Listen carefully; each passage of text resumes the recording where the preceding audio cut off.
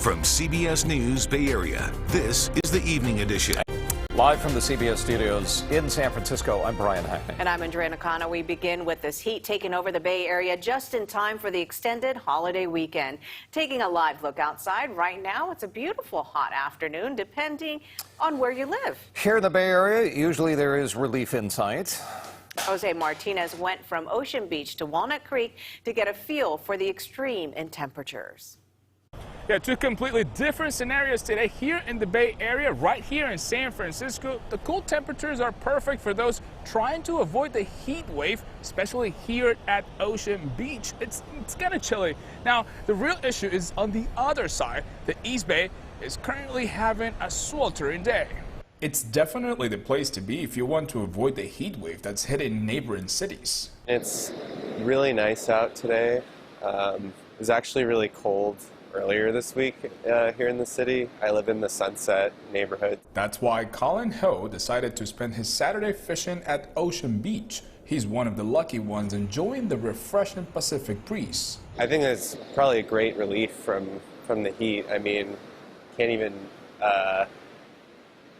really imagine. Sometimes I'm pretty spoiled to live here, so I don't have to deal with that. But on the other side of the bay, residents like Brian Belleville are not letting the high temperatures ruin their weekend plans. It's his nephew's birthday and they're celebrating at Heather Farm Park in Walnut Creek. We found the trees, we found the shade, we brought water. My brother and I are both, desert rats, so we brought handkerchiefs, keep them cold around the neck. And sticking with the shade. From families in the park to friends playing sports, ice cream shops like Kana Ice Cream, run by Lisa Porras, are buzzing with customers seeking a sweet escape from the scorching temperatures. It's hot out the park. Everybody loves some ice cream, shaved ice on a hot day. A great opportunity to make extra money, she says. Serving wise, I would say at least 300 plus. Later on, I'm going to go to a Glow Fest in Antioch, and they're expecting 900 people. Wow, great day for shaved ice, and I heard that this might not last too long. Got to get through tomorrow. Tomorrow's almost as hot. Okay. But, the good news is tomorrow we start the cooling trend, and then by Monday and Tuesday, we'll feel a lot better. In fact, I want to start with that. If we first give the perspective of what we did today, these are now the official numbers. They came in 107 in Livermore. Record was 110. Didn't quite get there. But look how far above average these numbers are. And there is a story here if you look at how this played out across the bay. Inland valleys were way above average. There's your heat wave. Oakland and San Francisco, it's 5 degrees above average. That's like you're barely even noticing this. Let's use that Concord number, because the number there is going to start getting better. Now, tomorrow it'll be in the mid-90s, so it's still a hot day tomorrow. But once we get towards Tuesday, and remember, once we get right back here, this is 4th of July. If we're going to be back down into the mid-80s, that's pretty much right where you should be for this time of year. So things are about to get better. But you can't let your guard down tomorrow. If you look at the current numbers, pick out your part of the bay and see how hot you are. Everybody inland still has a heat advisory. Everybody in orange on the map. We've got to get through tomorrow night at 11 before we're out of heat advisory territory. And then I showed you the numbers for Concord. We're going to look at everybody. I'll show you how things will get so much better as we get towards the holiday. For now, guys, back to you. BART has been slow throughout the East Bay today. The weather forced the transit system to run trains at slower speeds between noon and 6 today. A safety precaution, BART says, because tracks can warp in the heat. The yellow Antioch line, the one that was impacted the most, travel times between Orinda and Pittsburgh could take 30 minutes longer. And along with the heat, rivers are running fast and running high. Rangers are warning people to stay away. More than a dozen people have drowned in California waterways since April. This year, we're afraid to even put our feet in the water. It's so intense. Turns out that a family that plays together wins big when it comes to bocce ball. Our Vern Glenn introduces us to a family of champions who are now the pride of Pleasanton. Yeah, I did not think we were going in and coming home with a gold medal for sure. The Bernardi family certainly exceeded their own expectations last weekend in Chicago. Congratulations to the Bernardis, 12-1. They won 7 matches on their way to a national title. It's almost like a high, and you don't want to come down. So I just love it. I don't know if we'll ever get back to that or not, but I'm not giving this back. I know that for sure. Dario was joined by his daughter, Navina, son, Joey, and longtime friend, Hallo. With his wife, Natalina, cheering them on. I think she genuinely loves and hates to watch. I think she likes being, someone has to be the neutralizer, right? It gets hard. They became the first family to win a natty and felt the love back home from their extended Bocce family. It was nice to win one for California because there weren't that many California teams. I had 187 text messages after the game. It was so much fun. The only person missing in Chicago was Dario's 89-year-old mom. But Joey set up her computer before he left so she could watch every roll. Her caretaker, Naomi, was kind of saying, God, your mother was yelling at you when you made a bad shot. And I would look at her and go, really, Mom? And she said, but she had a smile on her face. Priceless, just priceless. Today marks the 30 years since the mass shooting at 101 California Street in San Francisco. 8 people were killed when a gunman targeted a law office in the building on July 1st in 1993.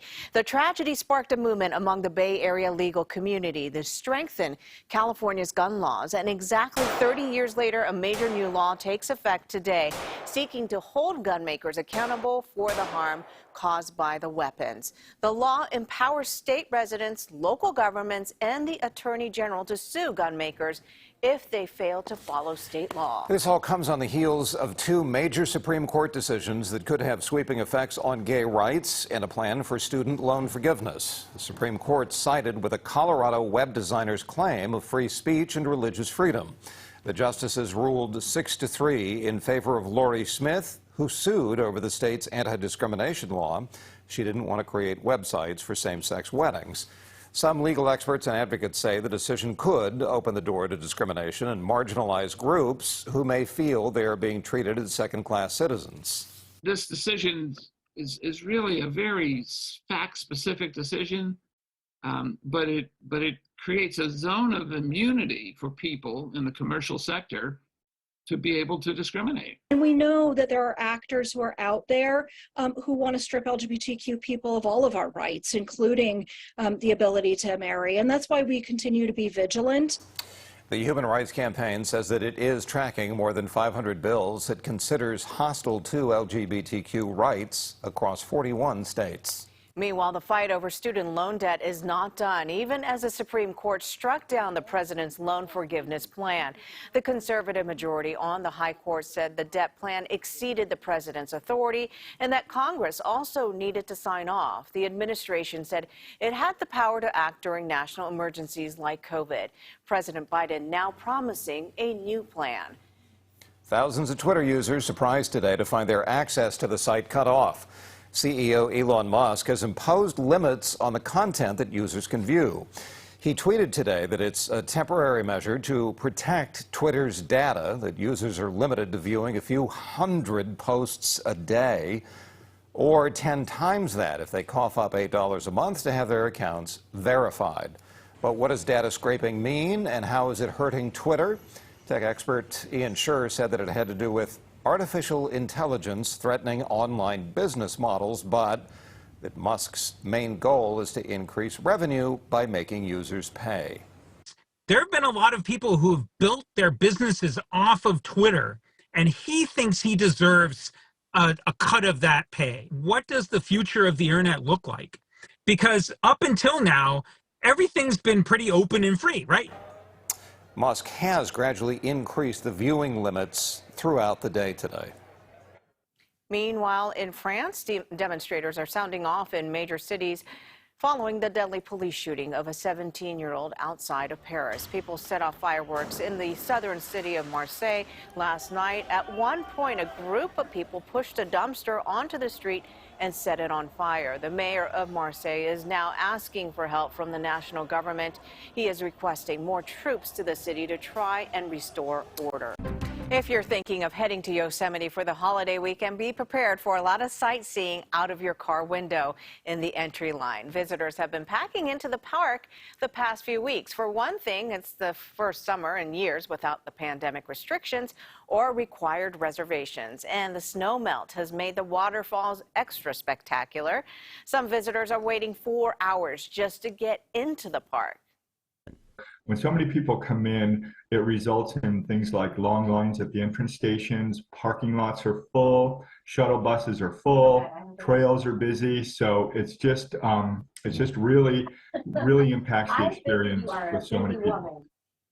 If you're thinking of visiting, staffers recommend going on a weekday and arriving in either the early morning or late afternoon hours. And while parts of the Bay Area are looking at warm temperatures during the weekend, some people up in the Sierra are getting ready to hit the slopes. Alpine Meadows is still open thanks to that record-setting winter snowfall.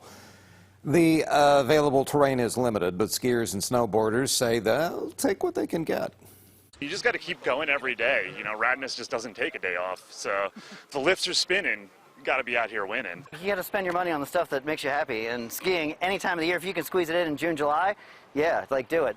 Why not? The resort's going to be open right through the 4th. Thanks for watching. That'll do it for now. We'll see you back here at 11. Until then, the news continues streaming on CBS News Bay Area. Have a good night.